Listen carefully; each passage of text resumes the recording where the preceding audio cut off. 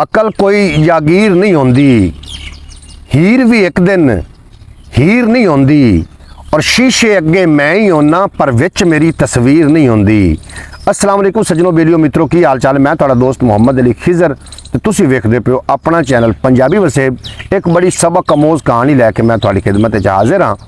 और प्यारे दोस्तों, अगर गल दी समझ ना आवे तो यदा मतलब ये नहीं होंदा कि गल दे विच कुछ है नहीं, गल विच कुछ ना कुछ जरूर होंदा है। लेकिन अगर सानू समझ ना आ रही होवे तो यदा मतलब बिल्कुल हरगिज़ नहीं कि गल दे विच कोई शै नहीं। गल नूं एंड तक सुनना है।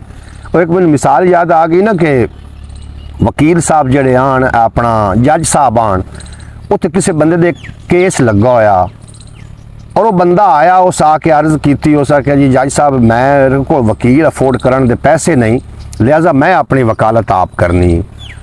अदालतां दे कानून होंदे ने, बंदा अपनी सफाई च कुछ कह सकदा है या अपनी वकालत आप कर सकदा है। जज साहब आख्या ठीक है।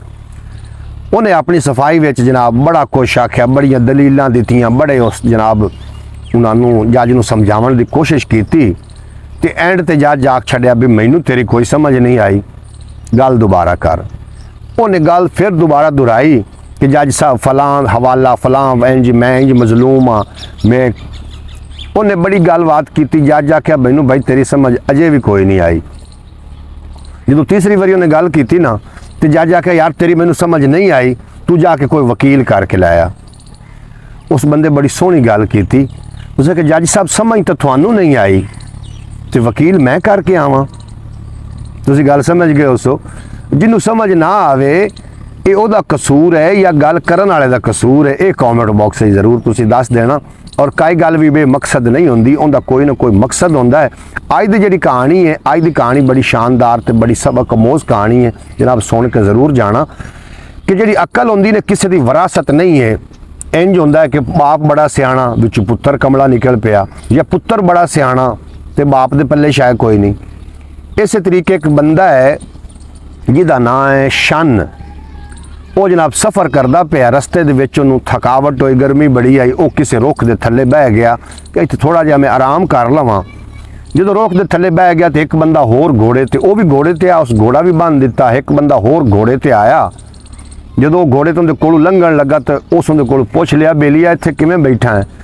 उस आख्या यार गर्मी बहुत आई तो मैं आख्या थोड़ा जिहा मैं ते साह लै लवां, थोड़ा जिहा आराम कर लवां ते मैं फलां पिंड नूं जाना है। उस बंदे आखन लगा उस पिंड नूं मैं भी चलां ते आ जा फिर कट्ठे चलीए। वो जनाब दोवें जने घोड़े ते सवार ने, चुप करके जा रहे ने, ना उस कोई उहदे नाल गल कीती ना उस कोई उहदे नाल गल कीती। थोड़ा जिहा सफ़र होया ना तो शन उहदे ते सवाल कर दिता। शन नूं आख्या यार इंज कर, या तू मैनू चा लै, मैनू चुक लै, या मैं तैनू चुक लैना। वो बंदा बड़ा हैरान हो गया। हो सको भाई तू कोई अकल तू फारिग तो नहीं है, आपां घोड़ियां दे उत्ते आए, हुण चुक्कण चुकावण दा तां सवाल ही नहीं। या तो असीं पैदल होंदे तो सवाल बनदा कि या तू मैनू चुक लै ते मैं तैनू चुक लवां। आपां घोड़ियां दे उत्ते आए ते चुप करके सफ़र करदा रहे। जो जनाब वो पिंड के नज़दीक पहुँचे ना तो उन्हें की वेख्या कि एक जनाजा लैके जाते पे ने। जो जनाजा उन्हें वेख्या वो बंदा आखन लगा, दूए को पुछन लगा, शन उनके को पुछया भी ये जरा बंदा है मर गया है कि जींदा है।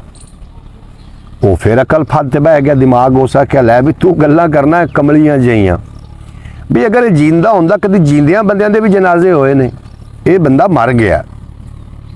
लेकिन वो उनकी जहानत ते बड़ा अफसोस पे करे भी किहो जे बंदे दे नाल मेरा साथ पै गया। थोड़ा जिहा पद उन्हां अगां होर कीता ते उस बंदे दस्या, दूसरे बंदे शन नूं दस्या कि ए फसल मेरी है और इत्थों अगां मेरा रकबा शुरू होंदा है। शन उस ते गल कीती। शन आख्या भी गल ये है कि ये खा लई कि अजे खावनी है। उसने कहा यार तू बेवकूफ़ तो नहीं है भी तू अगे दो बेतुके जे सवाल कीते ते तीसरा सवाल फिर तू बेतुका पे करना है भी अगर ये मैं खा ली होंदी तो ये पैलियां क्यों खड़ोती होंदी, ये तो फिर इतने नहीं होनी चाहिए है। लेकिन वो घर चले गए। उस आख्या यार तेरा पद जे तिकर इस तू अगला पिंड है, लेकिन तू साढ़े को खाना खा के जा। शन भी आख्या भी मैं जनाब पानी दानी थोड़े को पी के जासा फिर मैं अगर पद करसा। उस जनाब उन्होंने डेरे च बवा छड़िया, घर गया बंदा। उस आदि धी नूं आख्या, बेटी नूं आख्या कि बेटा एक मेरे नाल कमला जिहा बंदा है। हाँ तो मेरा दिल ना पे करदा कि उन्होंने मैं कोई पानी दानी पिवाइंदा या खवाइंदा। कमला जिहा बंदा एक मेरे नाल रल गया राह विचों, राही आ कोई ते अजीब जिहियां गल्लां करदा तो उहदे वास्ते खाना पका। बेटी आख्या भी उस बंदे ने की अजीब ऐसी बाबा गल कीती जिहदी वजह नाल तैनूं बड़ी परेशानी होई है, मैनूं भी ते जरा दस। उस आखे पुत्तर जदों असीं रल के टुरे आए ने दोवें असीं घोड़ियां ते सवार हसे ते थोड़ा जिहा पद करन तो बाद मैनूं आखदा है भी या तू मैनूं चा लै ते या मैं तैनूं चा लैना। असीं पहले घोड़ियां ते मौजूद हसे, हुण ये बेअकली दी गल है कि नहीं। वो बेटी आखन लगी मेरे वालिद साहब, मेरे बाबा, उस बंदे सही गल कीती है, थानू समझ नहीं आई। उस आखे पुत्तर वो किवें? उस आखे कि नहीं तुसीं चुप करके तो नहीं टुरे आउंदे आ। उस आखे आउंदे तो चुप करके पए से। उस आखे उहदे आखण दा मकसद ये आ कि या तू कोई अपनी गल शुरू कर ते या कि मैं गल शुरू करदा। ये चुक्कण चुकावण उस इस पासे इशारा किया कि या तू मैनूं चा लै ते या मैं तैनूं चा लैना, भी या तू अपनी गल शुरू कर ते या कहीं मेरे कोल सुन लै। उस आखे गल तो तेरी ठीक है, हस तो असीं चुप करके आउंदे पे, तैनूं कहाँ दस्सिया भी असीं चुप करके आउंदे पे असे। उस आखे तेरी गल च मैं गल कड्ढी।